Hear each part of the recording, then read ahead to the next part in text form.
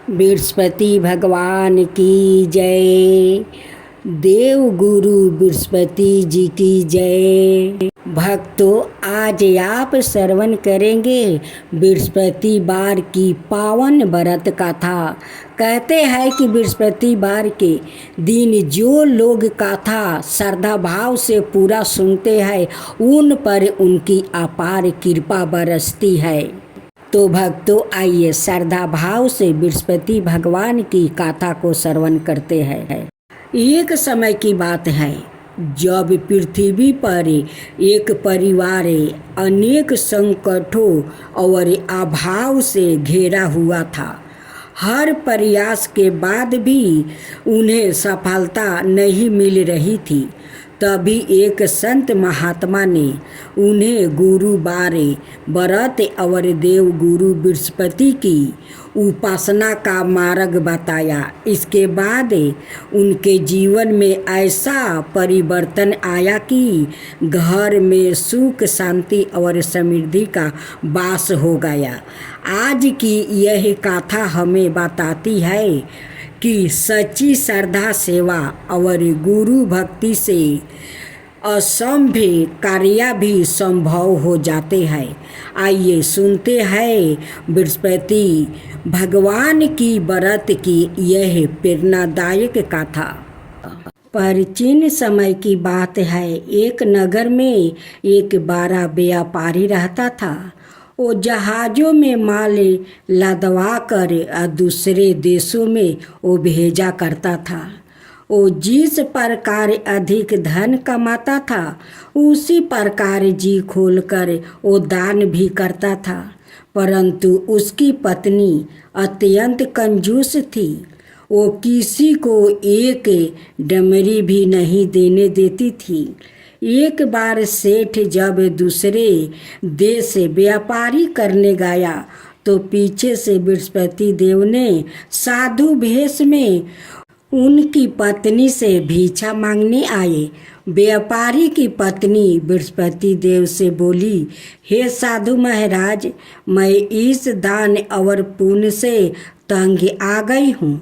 आप कोई ऐसा उपाय बताइए जिससे मेरा सारा धन नष्ट हो जाए और मैं आराम से रह सकूं। मैं यह धन लुटाता हुआ नहीं देख सकती। बृहस्पति देव ने कहा, हे देवी, तुम बड़ी विचित्रा हो। संतान और धन से कोई भला दुखी होता है। अगर अधिक धन है तो इसे शुभ कार्य में लगाओ। कुंवारी कन्याओं का विवाह करवाओ। विद्यालय और बाग बगीचा का निर्माण करवाओ। ऐसे पुण्य कार्य करने से तुम्हारा लोक परलोक सतारक हो सकता है। परंतु साधु की इन बातों से व्यापारी की पत्नी को खुशी नहीं हुई। उसने कहा, मुझे ऐसे धन की आवश्यकता नहीं है जिसे मैं दान दूं। तब बृहस्पति देव बोले, यदि तुम्हारी ऐसी इच्छा है तो तुम एक उपाय करो। 7 बृहस्पतिवार घर को गोबर से लिपना, अपने केशों को पीली मिट्टी से धोना, केशों को धोते समय स्नान करना, व्यापारी से हजामत बनाने को कहना, भोजन में मांस मदिरा खाना, कपड़े अपने घर धोना। ऐसे करने से तुम्हारा सारा धन नष्ट हो जाएगा। इतना कहकर बृहस्पति देव अंतर ध्यान हो गए। व्यापारी की पत्नी ने बृहस्पति देव के कहे अनुसार 7 बृहस्पतिवार वैसा ही करने का निश्चय किया। केवल 3 बृहस्पतिवार बीते थे कि उसकी समस्त धन संपत्ति नष्ट हो गई और वो परलोक सिधार गई। जब व्यापारी वापस आया तो उसने देखा कि उसका सब कुछ नष्ट हो चुका है। उस व्यापारी ने अपनी पुत्री को संताना दी और दूसरे नगर में जाकर वो बस गया। वहाँ वो जंगल से लकड़ी काट कर लाता और शहर में बेचता। इस तरह वो अपना जीवन व्यतीत करने लगा। एक दिन उसकी पुत्री ने दही खाने की इच्छा प्रकट की, लेकिन व्यापारी के पास दही खरीदने के पैसा नहीं था। वो अपनी पुत्री को आश्वासन देकर जंगल में लकड़ी काटने चला गया। वहाँ एक वृक्ष के नीचे बैठ गया। अपनी पूर्व दशा पर वो विचार कर रोने लगा। उस दिन गुरुवार था। तभी वहाँ बृहस्पति देव साधु के रूप में सेठ के पास आया और बोले, हे मनुष्य, तू इस जंगल में किस चिंता में बैठा है? तब व्यापारी बोला, हे महाराज, आप सब कुछ जानते हैं। इतना कहकर व्यापारी अपनी कहानी सुनाकर और रो पड़ा। बृहस्पति देव बोले, देखो बेटा, तुम्हारी पत्नी ने बृहस्पति देव का अपमान किया है, इसी कारण तुम्हारा यह हाल हुआ है। लेकिन अब तुम किसी प्रकार की चिंता मत करो। तुम गुरुवार के दिन बृहस्पति देव का पाठ करो। 2 पैसे के चने और गुड़ को लेकर जल के लोटे में शक्कर डालकर वो अमृत और प्रसाद बना कर अपने परिवार के सदस्यों और कथा सुनने वालों में बांट दो। सवाए भी प्रसाद और चरणामृत लो, भगवान तुम्हारा अवश्य कल्याण करेंगे। साधु की बात सुनकर व्यापारी बोला, महाराज, मुझे तो इतना भी नहीं बचता कि मैं अपनी पुत्री को दही लाकर दे सकूं। इस पर साधु जी बोले, तुम लकड़ियाँ शहर में बेचने जाना। तुम्हें लकड़ियाँ के दाम पहले से चौगुने मिलेंगे, जिससे तुम्हारे सारे कार्य सिद्ध हो जाएगा। उसने लकड़ियाँ काटी और शहर में बेचने के लिए चल पड़ा। उसकी लकड़ियाँ अच्छे दाम में बिक गई, जिससे उसने अपनी पुत्री के लिए दही लिया और गुरुवार की कथा हेतु चाना गुड़ लेकर वो कथा की और प्रसाद बांट कर सवाए भी खाया। उसी दिन से उसकी सभी कठिनाइयाँ दूर होने लगी। परंतु अगले दिन बृहस्पतिवार को वो कथा कराना भूल गया। अगले दिन वहाँ के राजा ने एक बड़े यज्ञ का आयोजन किया। पूरे नगर के लोगों के लिए भोजन का आयोजन किया। राजा की आज्ञा अनुसार पूरा नगर राजा के महल में भोज करने गया, लेकिन व्यापारी उसकी पुत्री तनिक विलंब से पहुँचे और उन दोनों को राजा ने महल में ले जाकर भोजन करवाया।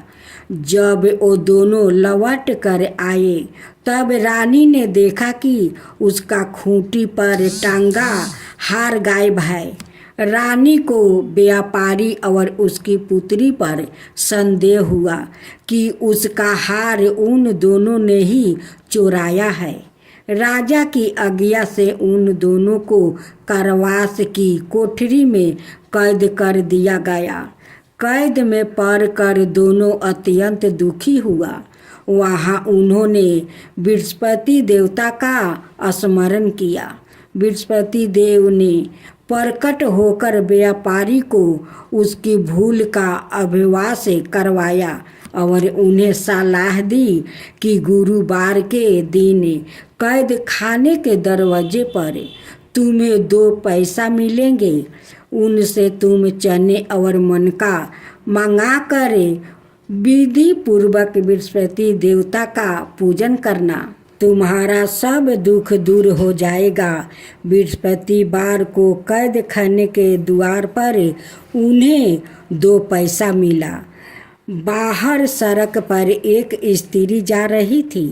व्यापारी ने उसे बुलाकर गुड़ और चने लाने को कहा। इस पर वो स्त्री बोली, मैं अपनी बहू के लिए गहने लेने जा रही हूँ, मेरे पास समय नहीं है। इतना कहकर वो चली गई। थोड़ी देर बाद वहाँ से एक और स्त्री निकली। व्यापारी ने उसे बुलाकर कहा कि हे बहन, मुझे बृहस्पतिवार की कथा करानी है, तुम मुझे 2 पैसा का गुड़ चना ला दोगी। बृहस्पति देव का नाम सुनकर वो स्त्री बोली, भैया मैं तुम्हें अभी गुड़ चना लाकर देती हूँ। मेरा एकलौता पुत्र मर गया है, मैं उसके लिए कफन लेने जा रही थी, लेकिन मैं पहले तुम्हारा काम करूँगी, उसका बाद अपने पुत्र के लिए कफन लाऊंगी। वो स्त्री बाजार से व्यापारी के लिए गुड़ चना ले आई और सवाए भी बृहस्पति देव की कथा सुनी। कथा के समाप्त होने पर वो स्त्री कफन लेकर अपने घर गई। घर पर लोग उसके पुत्र की लाश को राम राम सत्य है कहते हुए शमशान ले जाने की तैयारी कर रहा था।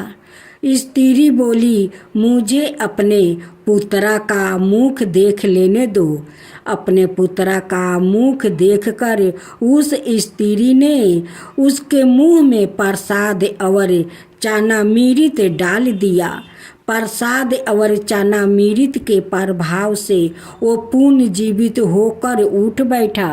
पहली स्त्री जिसने बृहस्पति देव का निरादर किया था, वो जब अपने पुत्र के ब्याह हेतु पुत्र वधू के लिए गहने लेकर लौटी और जैसे ही उसका पुत्र घोड़ी पर बैठकर निकला, वैसे ही घोड़ी ने ऐसी उछाल मारी कि वो घोड़ी से गिरकर मर गया।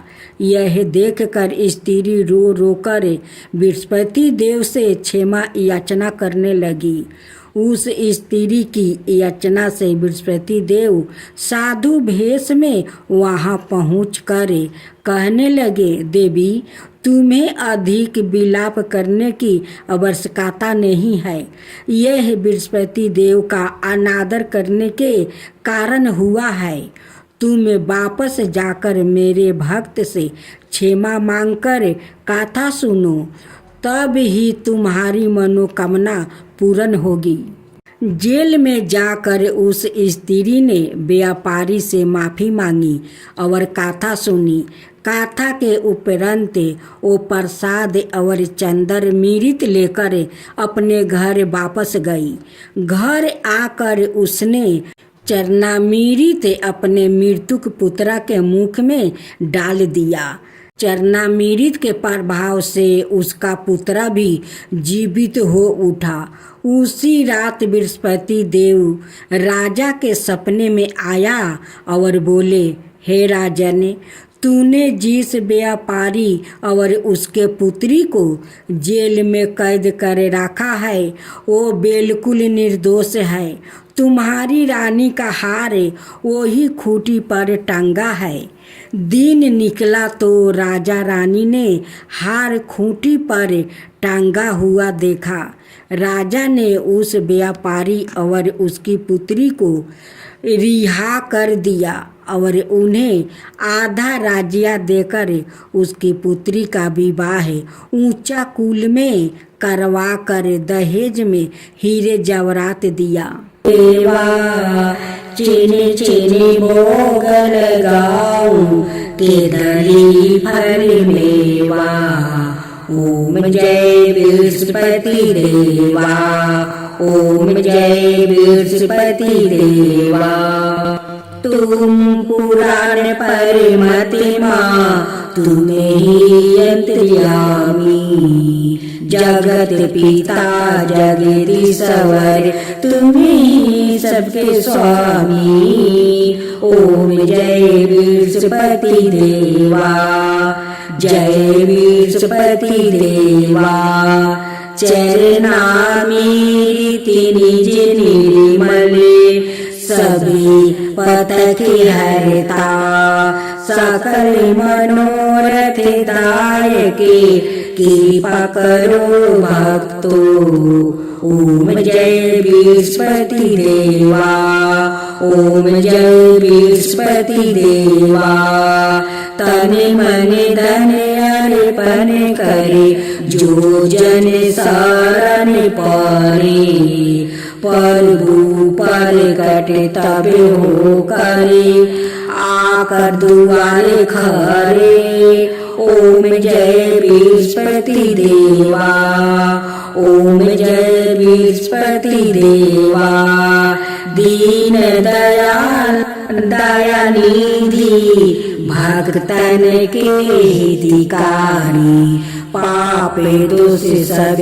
हरता भाव बंधन हारी ओम जय बृहस्पति देवा ओम जय बृहस्पति देवा सकल मनोरथ दायके सब संशय हरो विषय विकार मिटाओ संतन सुखिकारी ओम जय बृहस्पति देवा जय बृहस्पति देवा जो कोई आरती तेरी प्रेम सहित गावे जो कोई आरती तेरी प्रेम सहित गावे जेठ आनंद आनंद करे सो निश्चय पावे ओम जय बृहस्पति देवा ओम जय बृहस्पति देवा सब बोलो विष्णु भगवान की जय बोलो बृहस्पति भगवान की जय।